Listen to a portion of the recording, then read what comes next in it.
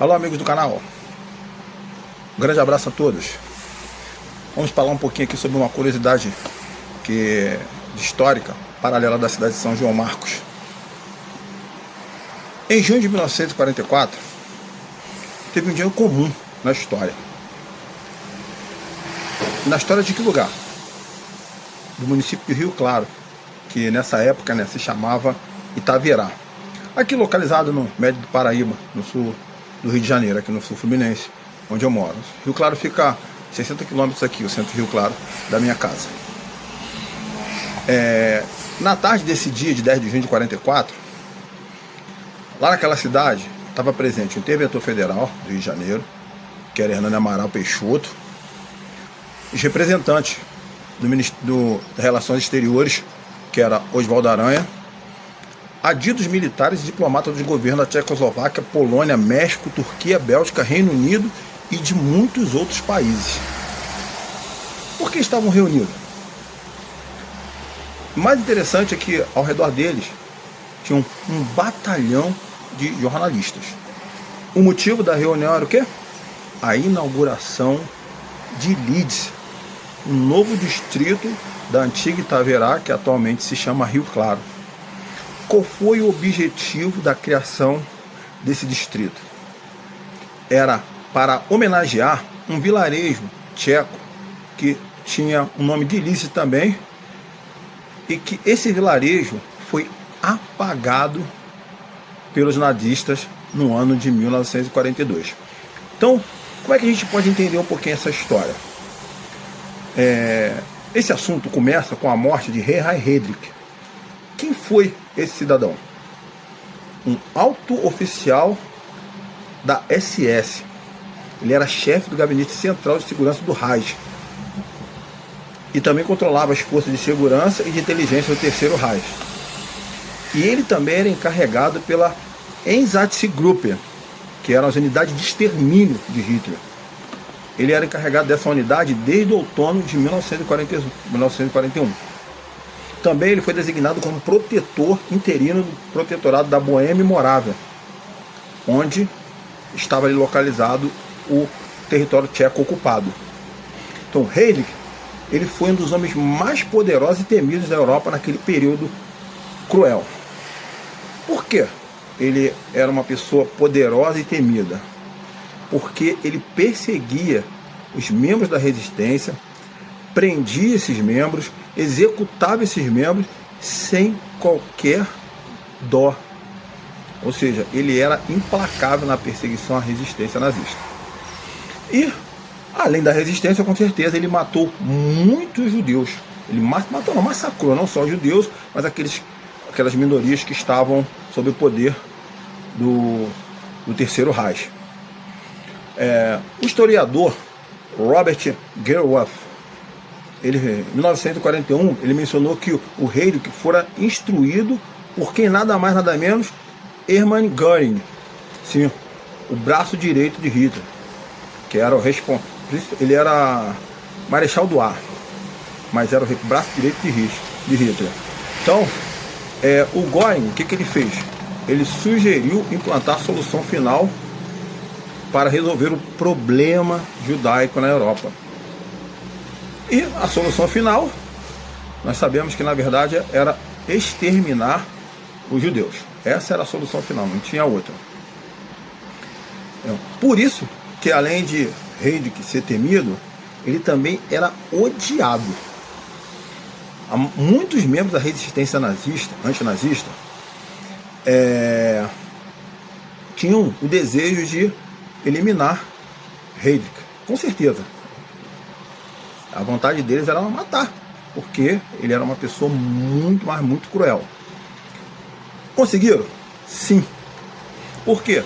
Porque junto com o governo britânico, liderado por Winston Churchill, o governo sueco, que é sueco não, tcheco, estavam em exílio, desenvolvendo trabalho em Londres, como também o governo polonês. A maioria da resistência partiu lá da Inglaterra, Esses governos que foram destituídos pela Alemanha logo de cara, Tchecoslováquia, Polônia e outros países dali daquela região, muitos deles se estabeleceram na Inglaterra e desenvolveram um plano para poder assassinar Heydrich, principalmente os tchecos, claro. E essa operação foi chamada de Operação antropóide.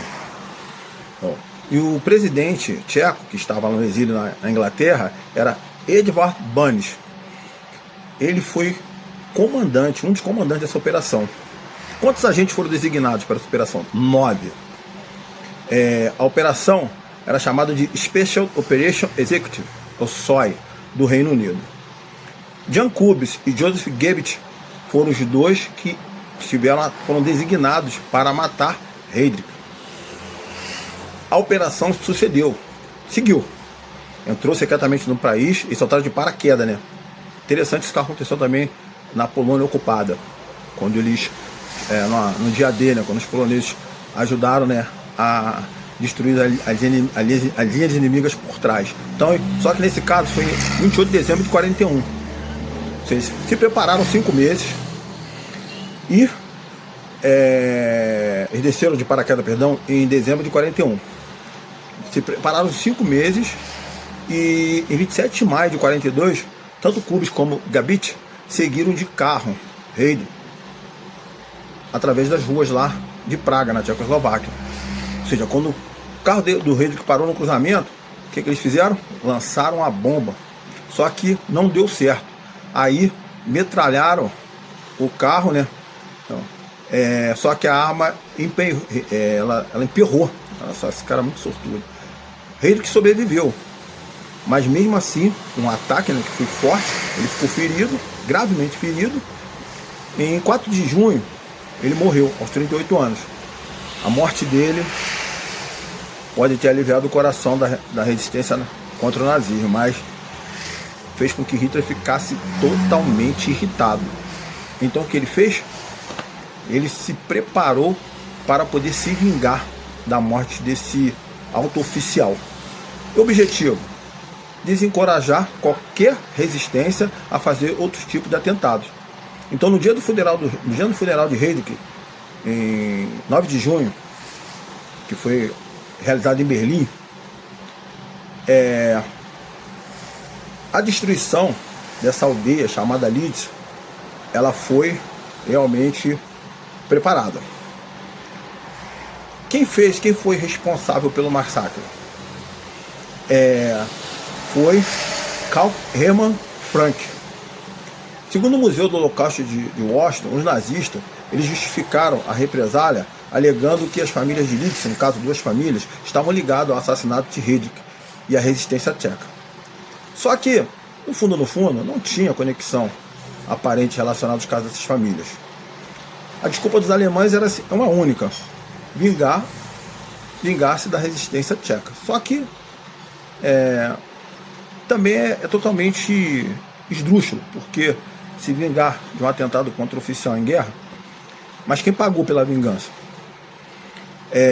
Lidz tinha 403 habitantes, estava localizada a 30 km de Praga. Tipo de cidade: calma, um estilo de vida bem tradicional. A população era formada ali naquela região há séculos, formada por mineiros, madeireiros, gente simples, ainda pobre. E essas pessoas, elas trabalhavam na bacia de carvão de Kladno. Analisando friamente, eles eram realmente uma ameaça para a máquina de guerra nazista? Com certeza que não. Mas mesmo não sendo uma ameaça, os nazistas foram implacáveis, não tiveram pena. Eles foram cruéis. Em 10 de junho de 42, quase todos os homens de Lidz foram presos, reunidos na praça da cidade e foram sumariamente assassinados. Outros foram mortos em fazendas e outros locais. Mulheres e crianças deportadas para centros de educação nazista. Então, o resultado disso, sem educação, na verdade as pessoas iam para morte em câmaras de gás. Ou seja, patrimônios, igrejas, monumentos, casas, prédios públicos, toda a infraestrutura do vilarejo foi dizimada. A cidade de Lidz se tornou um monte fumegante de escombros. Até as árvores os nazistas derrubaram.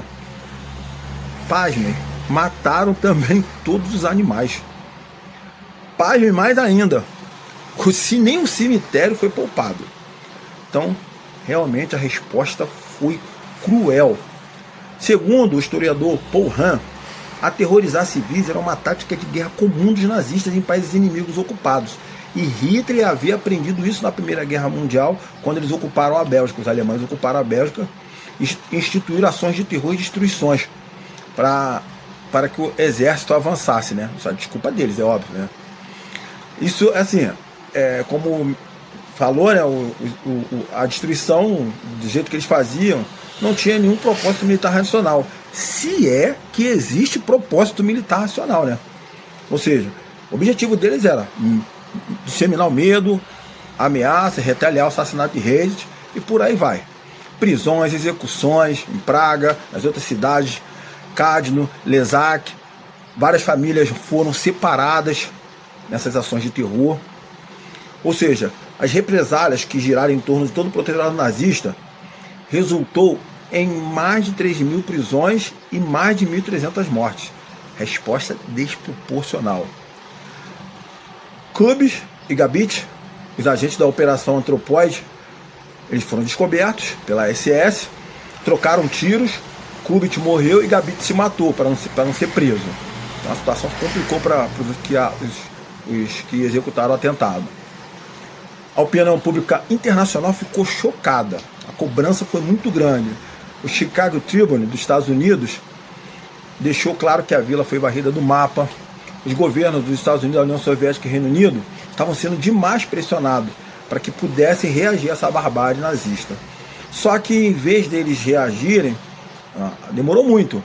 Na verdade, outras ações foram tomadas para poder não só expor, mas também para fazer com que essa barbárie nazista nunca mais fosse esquecida e essas pessoas também fossem lembradas,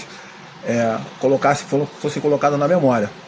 Em 1942, a poetisa norte-americana Edna St. Vincent Miller publicou O Assassinato de Leeds, um poema comissionado pelo Irish War Board United States, principal organização da propaganda doméstica privada nos Estados Unidos durante a Segunda Guerra Mundial.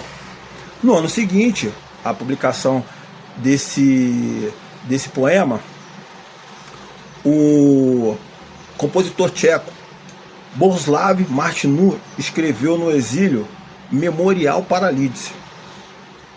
E do autor britânico Gerald Kirsch, ele dramatizou o massacre numa peça, Os Mortos Olham. Então, as memórias, né, foram sendo destacadas. Mas uma homenagem assim muito mais veemente, muito mais ampla, foi a criação de cidades em diversos lugares do mundo que passaram também a se chamar Leeds. Ou seja, a cidade não foi esquecida, ela continuava viva. Essa inauguração, essa forma de agir, foi uma maneira das pessoas mostrarem que eles não iam esquecer dessa cidade e que ela seria onipresente e indestrutível. Essas homenagens ocorreram na cidade do México, num vilarejo chamado Madalena, Contreras, foi rebatizado como São Jerônimo Leeds. Na Venezuela também aconteceu, Panamá, Estados Unidos. Fizeram várias homenagens, né? A localidade de Stern Park Gardens, no Illinois, foi rebatizada de Leeds. Então pode ver, né? Foram várias homenagens. E no Brasil? No Brasil também teve uma homenagem. E essa homenagem surgiu uma sessão do Instituto dos Advogados Brasileiros, que foi realizada em 17 de setembro de 1942. Um mês após o Brasil declarar guerra à Alemanha nazista. O então procurador da República, Mário Ascioli, e secretário também do Instituto, ele encaminhou ao interventor federal, que era Hernani Amaral Peixoto, a proposta para que a cidade de Leeds se tornasse, para dar nome à cidade de Leeds, o local no interior do estado do Rio de Janeiro. Qual era a justificativa? Obter desse interventor, Amaral Peixoto, uma ação contra os inimigos do nosso país, né? Nas falas de Mário Ascioli.